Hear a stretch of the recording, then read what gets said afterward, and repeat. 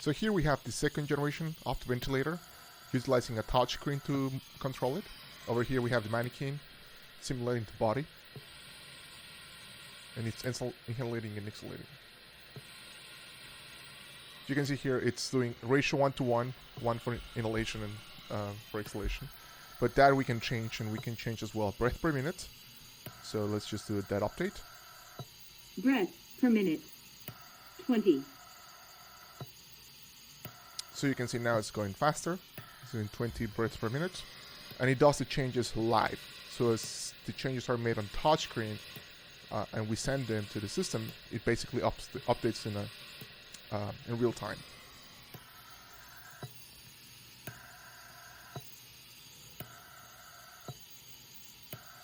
Breath per minute, 11. So now we're going 11 breaths per minute. So as you can see, it is lower now.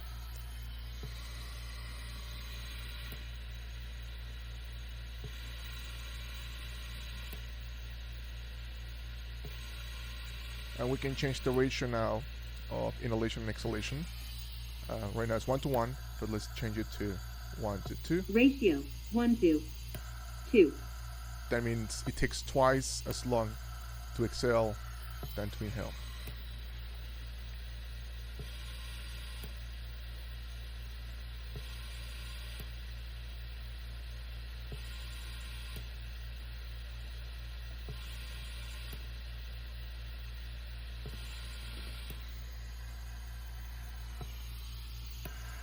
On the screen there's a bunch of sensors on the top as well. Ratio Now 1:3. let's change to 1:3.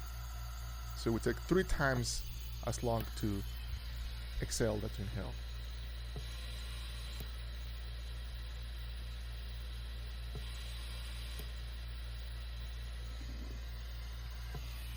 And these are common parameters normally used in ventilators. Let's bring it back to 1:1. 1:1. So it's doing now 1:1. And now we can change the breath per minute to, let's say, 20. Breath per minute, 20. So now it's doing 20 breaths per minute. So as you can see, it's going slightly faster. Now all this is using off-the-shelf electronics, pressure sensors, valves, and everything is controlled electronically with a Raspberry Pi. Something I wanted to show was the uninterrupted power supply system. So I just unplugged the AC power power cable. has been interrupted. Ventilator has switched to backup battery.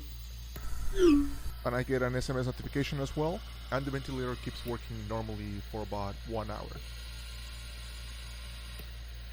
So basically, I've been talking to a lot of people regarding the ventilator. A lot of, ever since I posted the first video, a lot of people reached out, doctors, a lot of people being very helpful.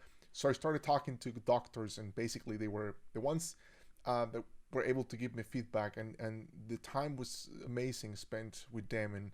And basically I wanted to just redesign a couple of the things in the first ventilator so that we can make it very easy for doctors and anyone out there to use it with a minimal learning curve, and as well something that can be used actually for real in a scenario like this one. So I want to go basically through a couple of the design changes, or how the design of the ventilator is working now. And going to that, basically this is what I have now. One of the things is we simplified the design, and now everything is controlled electronically with the Raspberry Pi and Arduino. In fact, actually everything could be controlled with the Raspberry Pi alone. The inner supply, it's pretty much the same. The inlet is the same. We have 2 options. One is we can have a compressor that is built in with the system, or we can have medical air if it's available, roughly with about 50 psi of supply. It goes into the first filter. Any filter that can filter anything below 30 microns should be fine. A pressure sensor at the input of the air supply, and this obviously is to measure that there's enough pressure, and at the same time we want to ensure that this is constant. So in case this disconnects for whatever reason, we have a built-in alarm that triggers if there is an issue with the supply. It goes through the first regulator to bring that down, that pressure down, and also we have here a second pressure sensor. We have a humidifier as well, and then we have two valves over here that open and close proportionally to the input. They're electronically controlled. One is for oxygen and the other one is for air. We can control the ratio of each one in percentage. So if we want 21% or 25% oxygen, we can supply that. There's a flow meter over here that measures the mix of both.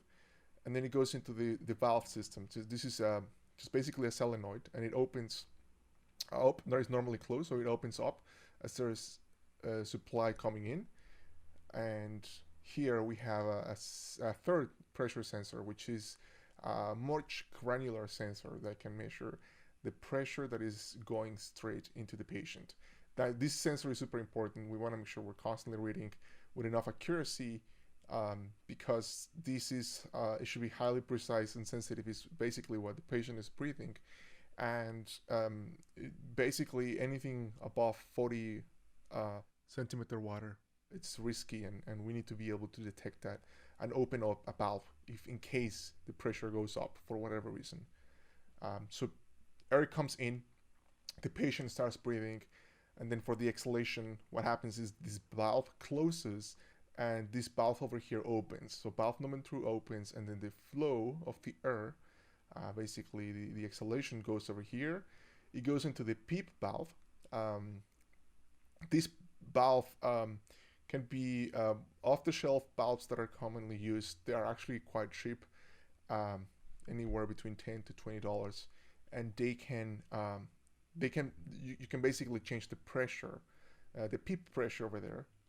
Before, these used to be electronically, but it turns out that actually these are very common valves and they're cheap, and this needs to be an inline valve. So basically the air needs to flow through them, and then you need to be able to put a connection out at the output of it. You don't want to spread that air out into the room, because it would just contaminate everything.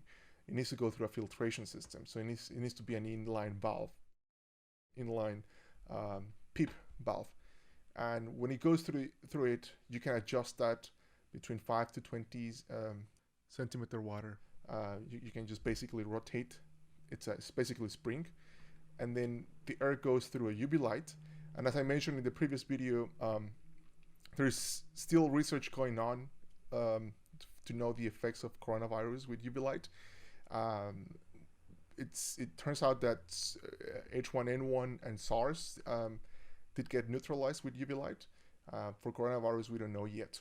But regardless, we have the UV light here, and then we have the ULPA filter that filters out very small particles into the room. This is very important. I've seen out of all the air ventilators out there, and not a lot of are putting a lot of attention in the filtration, and that is extremely important. We want to make sure we don't contaminate anything out there. From the electronic side, everything is controlled with a Raspberry Pi and Arduino, as I mentioned, and then there's an uninterrupted power supply. So there's a built-in battery that runs on 12 volts, and the entire system is actually running on 12 volts. It roughly lasts about an hour on a battery, which should be more than enough to find a power supply for the system. I'm going to put all the links below so that people can look at it. We're still working on it. There's still a lot of things to do.